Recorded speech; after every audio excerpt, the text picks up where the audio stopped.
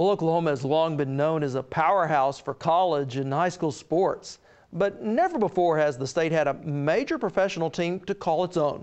Until now, as the Oklahoma City Thunder began their inaugural season at the Ford Center. Our Russ Jowell explains how Oklahoma City is looking forward to a new era that is as much about the economics of sports as it is the entertainment. There's a palpable excitement in the air around Oklahoma City, from center court to the center of town and all points in between. Oklahomans from every corner of the state are stocking up to welcome the city's first ever professional sports franchise, the Oklahoma City Thunder. High school and college sports have been a long-standing tradition in Oklahoma, but with the addition of a professional team to that list, many in the city agree that the state's capital is on the verge of entering a new era. We could be entering a golden age in Oklahoma City. Oklahoma City Mayor Mick Cornett agrees that while the team will have an immediate economic impact on the city during game days, the real benefits extend way beyond the tip-off. So Mayor, Oklahoma City now has its very own professional basketball team. What does that mean for the city? I think there'll be an initial economic impact. I think on those 41 nights when the Thunder plays a home game in Oklahoma City, you'll see the restaurants are a little more crowded, the parking lots are a little more full. A few more people are pulling off the interstate and spending the night in Oklahoma City, and all of that's very, very real. But will also be a much higher profile on a national stage. And to that ESPN component, that national sports audience, we have on a very superficial level reached a level of equality with New York and Chicago and Philadelphia and Dallas, and that's something we've not enjoyed before. Let's have a few of our guys come out and unveil to you the first look at the Oklahoma City Thunder uniforms. And with a higher profile comes heightened national attention for the city and the state.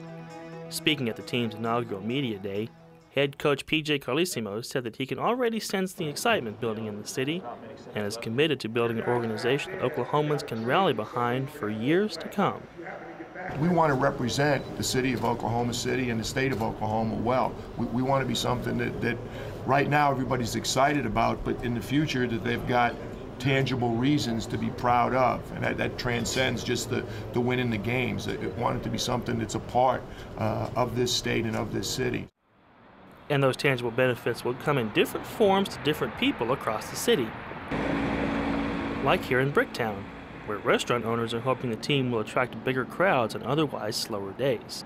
All the restaurants here in Bricktown are looking forward to the new business the team will bring in and are anxious to show that a good time here in Bricktown is not just reserved for Friday night. In September, it really slows down because everybody's back in school and everybody's getting back into that home routine. Ross Crain, manager of Toby I Love This Bar and Grill, is hopeful that the team's midweek fall schedule will help to boost business during what is otherwise a rather slow period.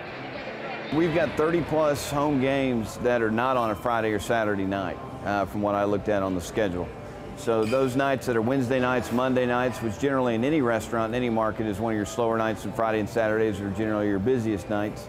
I think it's definitely going to be a shot in the arm for Bricktown during the week.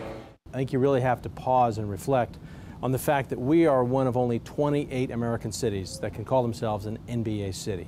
Thunder Communications Director Dan Mahoney believes that the addition of an NBA franchise to Oklahoma City will go a long way in attracting new businesses to the city and the state. You never know when a business relocator is looking at a list of cities that they'll take cities off the list if they don't meet certain criteria. And the fact that we're an NBA team city, an NBA market, a major league market, I think will get us on a lot of lists for economic development.